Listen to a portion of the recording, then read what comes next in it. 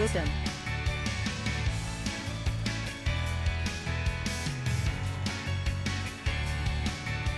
Alright, hello Exile, welcome to my today video about PoE, and in today's video I'm gonna introduce to you guys my league start maybe in 3.37. This is the build created and play around with the block, which we can have a better resources by the gladiator here. And yep, I'm thinking it's gonna be pretty much good in 3.27, combining with the bloodline ascendancies from the Faru bloodline, which has a specters. Is gonna give you random 1 out of 3 effect, like 100% increased damage or regeneration, 3 life per second, 3% life per second, and of course cannot be stunned. So now let's get into it and see how it works.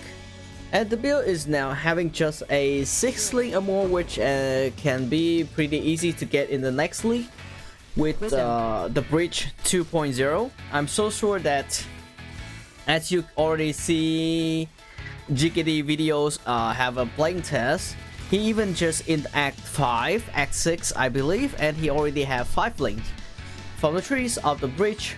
So then I believe in the new content of the next league is gonna give us a 6 link or more, or even better gear in the progress of mapping. So let's see how it go. Maybe they nerf it, maybe they buff it, maybe they balance it.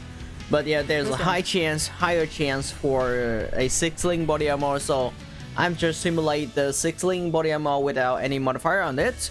So to be fair, you can have more good option in the ring, good option in the amulet maybe, and also the boost. Yep.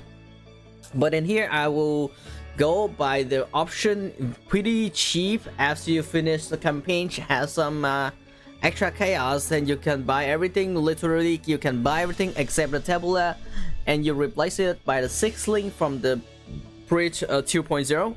So I'm here simulating with tabula. Yep. And with the damage calculated in the BOB, I believe it's I have just import from my character here. So I just don't care about the level because I have minus myself 13 points, so it's actually level 86 around. So don't care much about the level, and also I have a auto level here, so you can see there is level 86. And the damage in the PoE now is look like a million damage, which is pretty much for the character just finished the campaign with some pretty good skill gem level and basic tree. No jeweler, no cluster, no timeless, no nothing, just the trees.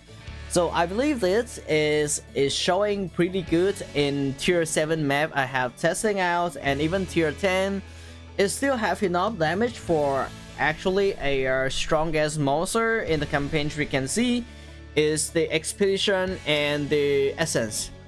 The essence has showing up that it's gonna be pretty crazy as much as possible for the tankiers, with the modifier affecting on it. And also if you want to farm the essence with this build, it's gonna be pretty nice to have, because at early essence is gonna be pretty good content to farm, and this one is actually the best one for farming essence with less dying. Of course it's still gonna die randomly with some spicy mod or some I don't know, like something around the burning or poison or chaos, but yeah, it's had itself a chance to block pretty high, and you can see there it almost blocked everything. Just a problem with the spell block, so you can just have a more chest with the craft modifier of the spell block and the Eldritch currency to slam for another spell block. So you will have your spell block cap too, so meaning you will have spell block and attack block, and you have less chance to die, so it's more survivability. And for the item, as you can see there, as I mentioned before, you can get every single piece of this except the tabula with pretty cheap price at early league, because none of them is expensive except the gloves. So with the gloves you need to remove the modifier of the corruption, because we're gonna use a seal here. So the shield is gonna give you curses enemy with vulnerability unlocked. So you save one more slot for another skill gem, which is you don't have to use vulnerability on yourself, and it's gonna you unlock. And in the higher budgets, you can buy yourself a glove which has curse enemy with vulnerability on hit. So then there's two resources and two type of gear to change in the budget, in the early version and the end game version. And also I have a setup gear for the end game version here, which is you can see there we have a weapon. So we're gonna buy a rare gloves to replace for this one, and also we have this armor chest. As I mentioned before, you need to get chance to block spell damage in each of the modifier. The rest of the modifier is random. You can pick whatever you want. And also in the late game version, crit version, super crit version, I forgot what I name it, but there it is. It has a amulet like this, so you gonna convert yourself into super crit version. And also combining with this seal is gonna be a tons of lucky block and crit hit calculate, and it's gonna give you a pretty good outcome of how the damage look like. And for the detailed explanation about this seal and this belt, I will leave down the description. The original founder of this technique, and he explained about it pretty carefully, so thanks for that. Technique is gonna help everybody to play gladiator more better, more smoother. Yep. So on with the gear is set up like this, you're gonna get yourself pretty easy to killing essence monster in tier 7, which is I'm having here. And even 8 mod, whatever you have in your tree, in your atlas, it still can do everything with the gears look like this. Of course, the gloves don't need to have a cursed enemy with vulnerability on hit. And the helmet is just basic, non-corrupt. And the amulet, try to get yourself a anoint. It's pretty cheap.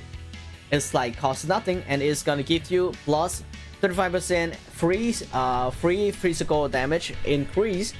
So why not, right?